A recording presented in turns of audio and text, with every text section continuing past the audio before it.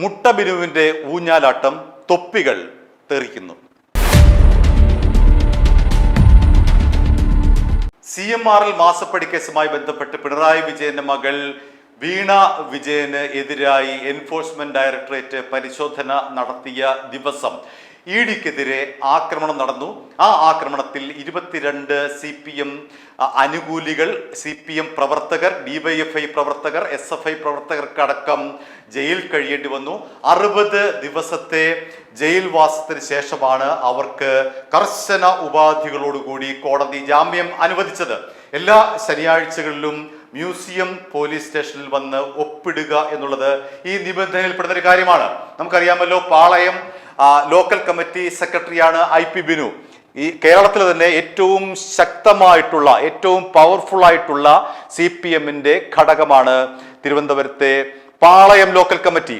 ആ local committee സെക്രട്ടറിക്ക് വലിയ അധികാരമാണ്. മറ്റ് ഒരുപക്ഷെ നാട്ടിൻപുറത്തെ ലോക്കൽ കമ്മിറ്റി സെക്രട്ടറിയേക്കാൾ വലിയ ഒരു അധികാരം സ്വാഭാവികമായും തലസ്ഥാനത്തെ ഒരു ലോക്കൽ കമ്മിറ്റി സെക്രട്ടറിക്ക് ലഭിക്കുക സ്വാഭാവികമാണ്. അത്തരത്തിൽ ബിനു, IP ബിനു എന്ന് പറയുന്നത് അവിടുത്തെ സാധാരണക്കാരുടെ വികാരമാണ്, CPM പ്രവർത്തകരുടെ വികാരമാണ്. എന്തിനും ഏതിനും ഓടിയെത്തുന്ന ആളാണ് ബിനു. അങ്ങനെ ഓടിയെത്തിയതാണ് ഈ പറയുന്ന എൻഫോഴ്സ്മെന്റ് ഡയറക്ടറേറ്റിനെ ഉദ്യോഗസ്ഥരെ തടയാനായി. പക്ഷേ ബിനുവിന്റെ കയ്യിൽ മുട്ടയായിരുന്നു ഉണ്ടായിരുന്നത്. ചീമൊട്ട കൊണ്ട് ഒറ്റ ഏറെറിഞ്ഞു. അതോടുകൂടി IP ബിനു മുട്ട ബിനുവായി. അങ്ങനെ മുട്ട ബിനു 22-ാം തീയതി മ്യൂസിയം പോലീസ് സ്റ്റേഷനിൽ ഒപ്പിടാൻ വന്നു ജാമ്യവ്യവസ്ഥ പ്രകാരം. ബിനു മാത്രമല്ല, 22 പ്രതികളും കൂട്ടുപ്രതികളും ഉണ്ടായിരുന്നു, ജാമ്യം ലഭിച്ച പ്രതികളാണ്. അപ്പൊ അവർ അവിടെ വന്നു. അവിടെ വന്നപ്പോൾ ഓണാഘോഷമാണ്. അപ്പോൾ ബിനുവും പോലീസുകാരും ധരിച്ചിരിക്കുന്നത് എന്താണ്? ബിനു അടങ്ങുന്ന ഈ EDയെ ആക്രമിച്ച കേസിലെ പ്രതികളും പോലീസുകാരും ധരിച്ചിരിക്കുന്നത് എന്താണ്? ഒരേ ഡ്രസ്സിലെ ഓണാഘോഷ ഡ്രസ്സാണ്. അതായത് നീല ഷർട്ടും നല്ല കസവും മുണ്ടും. എങ്ങനെയാണ് ഈ 20ഓളം പ്രതികൾക്ക് പോലീസുകാർ, മ്യൂസിയം പോലീസ് സ്റ്റേഷനിലെ പോലീസുകാർ ധരിച്ചിരിക്കുന്ന അതേ ഡ്രസ്സ് കിട്ടിയത്? അവരന്ന് ഓണം ആഘോഷിക്കുമെന്നും ആ ഓണാഘോഷത്തിന്റെ ഭാഗമായി നീല ഷർട്ടും കസവും മുണ്ടുമാണ് മ്യൂസിയം പോലീസ് സ്റ്റേഷനിലെ പോലീസുകാർ ഉപയോഗിക്കുന്നതെന്നും ഈ പ്രതികൾക്ക് എങ്ങനെ മനസ്സിലായി എന്നുള്ളതാണ് ആദ്യത്തെ ചോദ്യം. അവിടെ വരുന്ന ഒരു പ്രശ്നം എന്ന് പറയുന്നത്, ആ മ്യൂസിയം സ്റ്റേഷന്റെ ചുമതലയുള്ള SHO, അദ്ദേഹം ഇടത് സംഘടനാ നേതാവാണ്. അദ്ദേഹത്തിന്റെ പേര് R പ്രശാന്ത് എന്നാണ്. അത് ഒരു തമാശ, ഈ പ്രശാന്ത് ഉൾപ്പെട്ടിട്ടുണ്ട് ഇവിടെ. EDയെ ആക്രമിച്ച കേസ് അന്വേഷിക്കുന്ന സ്പെഷ്യൽ ഇൻവെസ്റ്റിഗേഷൻ ടീമിലെ ഒരു ഉദ്യോഗസ്ഥനാണ് പ്രശാന്ത്. ഒന്ന് ആലോചിച്ച് നോക്കുക.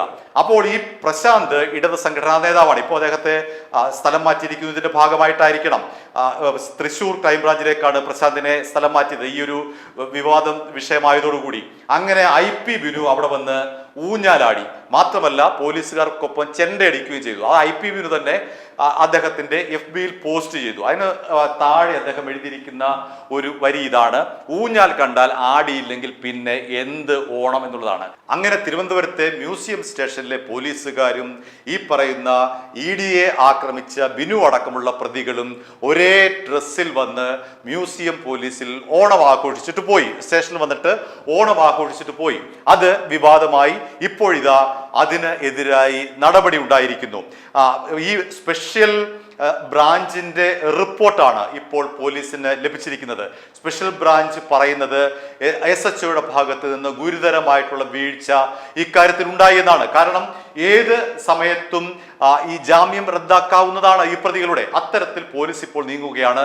ഇങ്ങനെ വന്ന് ഊഞ്ഞാൽ ആടിയ ഈ പ്രതികളുടെ ജാമ്യം റദ്ദാക്കണമെന്നാണ് ഇപ്പോൾ പോലീസ് നിയമപരമായി ആലോചിച്ചുകൊണ്ടിരിക്കുന്നത്. എന്തിനാണ് ഇവരെ കുറ്റപ്പെടുത്തുന്നത്? ഇവർ ആടുന്നത് പോലീസുകാരുടെ ഒത്താശ കൊണ്ടുണ്ടല്ലേ. ഈ സ്റ്റേഷൻ വളപ്പിന് മുന്നിൽ ഉള്ള ഊഞ്ഞാലിൽ ഇടുന്ന ബിനു ആടുന്നത്, ചെണ്ട കൊട്ടുന്നത് പോലീസുകാർ അറിയാതെ ഇതെങ്ങനെ നടക്കും? അതാണ് ഇപ്പോൾ സ്പെഷ്യൽ ബ്രാഞ്ച് നൽകിയിരിക്കുന്ന റിപ്പോർട്ടിന്റെ ഉള്ളടക്കം. സ്പെഷ്യൽ ബ്രാഞ്ച് ഈ റിപ്പോർട്ട് സിറ്റി പോലീസ് കമ്മീഷണറായിട്ടുള്ള അരുൾ RB കൃഷ്ണയ്ക്ക് കൈമാറി.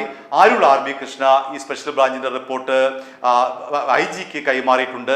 ഈ റിപ്പോർട്ടിൽ പറയുന്നത് അടിയന്തരമായിട്ടുള്ള നടപടികൾ മ്യൂസിയം പോലീസിന് എതിരായി എടുക്കേണ്ടതുണ്ട്. കാരണം മ്യൂസിയം പോലീസിന്റെ ഭാഗത്ത് നിന്ന് വലിയ വീഴ്ചയാണ് ഉണ്ടായിരിക്കുന്നത്. അതുകൊണ്ട് ഈ IP ബിനുവിനും സംഘത്തിനും അവിടെ പോലീസുകാരുടെ അതേ ഓണാഘോഷ ഡ്രസ്സിൽ വന്ന് മ്യൂസിയം പോലീസിൽ ഓണം ആഘോഷിച്ചു പോകണമെങ്കിൽ അത് ചില്ലറ കളിയല്ല.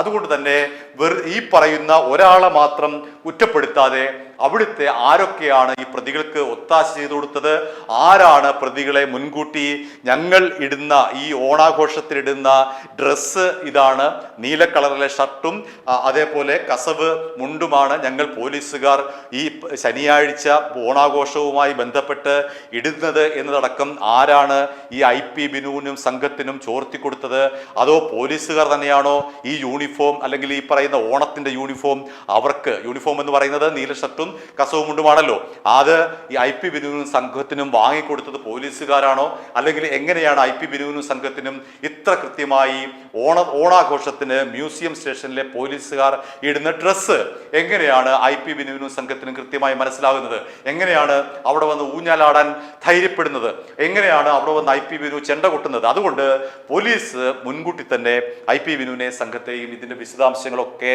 അറിയിച്ചിട്ടുണ്ട് എന്നാണ് സ്പെഷ്യൽ ബ്രാഞ്ചിലെ റിപ്പോർട്ടിൽ പറയുന്നത്. അതുകൊണ്ട് ഉത്തരവാദികളായിട്ടുള്ളവരെ മുഴുവൻ പേരെയും നിയമത്തിന് മുന്നിൽ കൊണ്ടുവരിക, അതുപോലെ തന്നെ വകുപ്പ് തല നടപടികൾ കൈക്കൊള്ളുക എന്നീ നിർദ്ദേശങ്ങളാണ് സ്പെഷ്യൽ ബ്രാഞ്ച് റിപ്പോർട്ടിൽ ഉള്ളത് എന്നാണ് ലഭിക്കുന്ന സൂചനകൾ. ഏതായാലും ഇപ്പോൾ ആദ്യത്തെ ഒരു തൊപ്പി തെറിച്ചിട്ടില്ല എങ്കിൽ പോലും ഒരു സ്ഥലം മാറ്റം ഉണ്ടായിരിക്കുന്നു. തൃശൂർ ക്രൈംബ്രാഞ്ചിലേക്ക് അവിടുത്തെ SHO ആയിട്ടുള്ള R പ്രശാന്തിനെ സ്ഥലം മാറ്റിയതാണ്. IP ബിനു ഊഞ്ഞാലാടിയതിലെ ആദ്യത്തെ പോലീസിന് എതിരായിട്ടുള്ള നടപടി. ഇനി തുരുതുര തൊപ്പി തെറിക്കുമോ എന്നുള്ളതാണ് നമ്മൾക്ക് കാത്തിരുന്ന് കാണേണ്ടത്. i2i News, an eye for truth. i2i News subscribe ചെയ്തിട്ടില്ലാത്തവർ ഇപ്പോൾ തന്നെ സബ്സ്ക്രൈബ് ചെയ്യുക. നോട്ടിഫിക്കേഷൻ ലഭിക്കുവാൻ ബെൽ ബട്ടണും അമർത്തുക.